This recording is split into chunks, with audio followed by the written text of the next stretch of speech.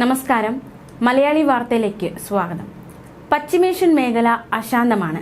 അവിടെ സംഘർഷങ്ങൾ തുടർ കഥയായിക്കൊണ്ടിരിക്കുകയാണ്. അതിനിടയിൽ നിർണായകമായ ഒരു നീക്കം ഇസ്രായേൽ നടത്തിയിരിക്കുകയാണ്. അതായത്, ഒരു രാജ്യത്ത് യുദ്ധമുണ്ടാകുമ്പോൾ അത് പല മേഖലകളെയും ബാധിക്കും. അതിലേറ്റവും പ്രധാനപ്പെട്ട മേഖല ടൂറിസം തന്നെയാണ്. ടൂറിസം മേഖലയൊക്കെ വലിയ രീതിയിൽ ഈ സംഘർഷമൊക്കെ ബാധിച്ചിരുന്നു. ഇപ്പോൾ ടൂറിസം മേഖലയെ ഉത്തേജിപ്പിക്കുക എന്ന ലക്ഷ്യത്തോടെ ഇസ്രായേൽ ചില നീക്കങ്ങൾ നടത്തിയിരിക്കുകയാണ്. രാജ്യത്തേക്ക് വിനോദസഞ്ചാരികളെ ക്ഷണിച്ചിരിക്കുകയാണ് Israel.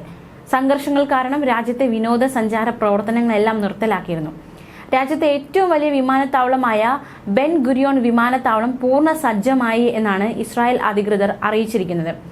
Tel Aviv, Jerusalem, Galilei, ചാവുകടൽ തുടങ്ങിയ പ്രദേശങ്ങൾ പഴയ സാഹചര്യങ്ങളിലേക്ക് തിരിച്ചു വരികയാണെന്നും നിരവധി സഞ്ചാരികൾ ഐക്യദാർഢ്യം അറിയിക്കാനും പ്രാർത്ഥനകൾക്കും ടൂറിസത്തിനുമായി ഇപ്പോൾ രാജ്യത്തെത്തുന്നുണ്ടെന്നും ഇസ്രായേൽ വക്താവ് അറിയിച്ചു. ഇസ്രായേലിന്റെ സ്വാതന്ത്ര്യ ദിനാഘോഷത്തോടനുബന്ധിച്ചാണ് രാജ്യം വീണ്ടും സഞ്ചാരികളെ സ്വാഗതം ചെയ്യുന്നത്. ഇസ്രായേൽ വ്യക്തമാക്കുന്ന മറ്റൊരു കാര്യം, സുരക്ഷിതമായ വിനോദസഞ്ചാരത്തിനായി സഞ്ചാരികൾക്ക് വാതായനങ്ങൾ തുറന്നിരിക്കുന്നു എന്നാണ്. ഇതോടെ ലോകത്തെ പ്രധാനപ്പെട്ട വിമാന കമ്പനികളിൽ പലതും ഇസ്രായേലിലേക്ക് നേരിട്ടുള്ള സർവീസ് വീണ്ടും തുടങ്ങി. ഈ സർവീസുകൾ സംഘർഷങ്ങളെ തുടർന്ന് നിർത്തിവച്ചിരിക്കുകയായിരുന്നു. ഇന്ത്യ ഉൾപ്പെടെയുള്ള രാജ്യങ്ങളിൽ ഇസ്രായേലിലേക്കുള്ള യാത്രാ വിലക്ക് നേരത്തെ തന്നെ പിൻവലിച്ചതാണ്. ഇസ്രായേലിന്റെ അപേക്ഷ പ്രകാരമാണ് ഇന്ത്യ വിലക്ക് നീക്കിയത്. അതേസമയം കാനഡ ഉൾപ്പെടെയുള്ള രാജ്യങ്ങൾ ഇപ്പോഴും തങ്ങളുടെ പൗരന്മാരെ ഇസ്രായേലിലേക്ക് പോകുന്നത് വിലക്കുന്നുണ്ട്.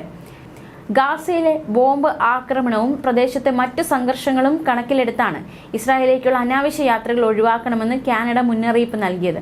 അമേരിക്കയും പൗരന്മാർക്ക് ജാഗ്രതാ നിർദ്ദേശം നൽകി. ഇന്ത്യയിൽ നിന്നും നിരവധി സഞ്ചാരികൾ ഇസ്രായേലിലേക്ക് യാത്ര നടത്താറുണ്ടായിരുന്നു. ഇത് പൂർണ്ണമായി പഴയ സാഹചര്യത്തിലേക്ക് എത്തിയിട്ടില്ലെങ്കിലും ചില ടൂർ കമ്പനികൾ ഇസ്രായേൽ യാത്രകൾ വീണ്ടും തുടങ്ങിയിരിക്കുകയാണ്. വിശുദ്ധ സ്ഥലങ്ങളിൽ നേരത്തെ ഉണ്ടായ തിരക്ക് ഇപ്പോഴില്ലാത്തതിനാൽ തന്നെ ഇപ്പോൾ വരുന്ന സഞ്ചാരികൾക്ക് മികച്ച അനുഭവം കിട്ടുമെന്നും ഇസ്രായേൽ ടൂറിസം അധികൃതർ അവകാശപ്പെടുന്നു. കൂടുതൽ ക്യാമ്പയിനുകൾ നടത്തി സൗഹൃദ രാജ്യങ്ങളിൽ നിന്നുള്ള പരമാവധി സഞ്ചാരികളെ രാജ്യത്ത് തിരിച്ചെത്തിക്കുക എന്ന ലക്ഷ്യമാണ് ഇസ്രായേലിനുള്ളത്. അതേസമയം മറ്റു വാർത്തകൾ കൂടി നോക്കാം. ഇസ്രായേൽ സേനയും ഹമാസും തമ്മിൽ രൂക്ഷമായ പോരാട്ടം തുടരുന്നതിനിടെ ഗാസ മുനമ്പിൽ നിന്ന് 3 ബന്ദികളുടെ മൃതദേഹങ്ങൾ സൈനികർ കണ്ടെടുത്തതായി ഇസ്രായേൽ അറിയിച്ചു. ഇറ്റ്സാക് ഗലറെൻഡർ, അമിത് ബുസ്കില, ഷാനി ലൂക്ക് എന്നീ ബന്ദികളുടെ മൃതദേഹമാണ് കണ്ടെടുത്തത്. സൈന്യവും ഷിൻ ബെയ്റ്റും ചേർന്ന് ഒറ്റ രാത്രി കൊണ്ട് നടത്തിയ ഓപ്പറേഷനിലാണ് മൃതദേഹങ്ങൾ കണ്ടെടുത്തതെന്ന് IDF വക്താവ് റിയർ അഡ്മിറൽ ഡാനിയൽ ഹഗാരി അറിയിച്ചു. ഒക്ടോബർ 7-ന് ഹമാസിന്റെ നേതൃത്വത്തിൽ നടന്ന ആക്രമണത്തിന്റെ ദിവസം രാവിലെ റെയ്മിനടുത്തുള്ള സൂപ്പർ നോവ സംഗീതോത്സവത്തിലായിരുന്നു മൂവരും. തുടർന്ന് മെഫാൽസീം പ്രദേശത്തേക്ക് കൊണ്ടുപോയി ഹമാസ് തീവ്രവാദികൾ മൂവരെയും കൊലപ്പെടുത്തിയെന്നും പിന്നീട് അവരുടെ മൃതദേഹങ്ങൾ ഗാസയിലേക്ക് കൊണ്ടുപോവുകയുമായിരുന്നെന്ന് ഹഗാരി പറഞ്ഞു. അടുത്തിടെ വരെ ഗലറെൻഡറും ബുസ്കിലയും ജീവിച്ചിരിപ്പുണ്ടെന്ന് അനുമാനിക്കപ്പെട്ടിരുന്നു. എന്നാൽ ഒക്ടോബർ 7-ന് ഹമാസ് തീവ്രവാദികൾ നഗ്നയാക്കി ട്രക്കിൽ കൊണ്ടുപോയ ഷാനിയുടെ മരണവാർത്ത സമൂഹ മാധ്യമങ്ങളോട് സഹോദരി ആദി ലുക്ക് അറിയിച്ചിരുന്നു. ന്യൂസ് ഡെസ്ക്, മലയാളി വാർത്ത.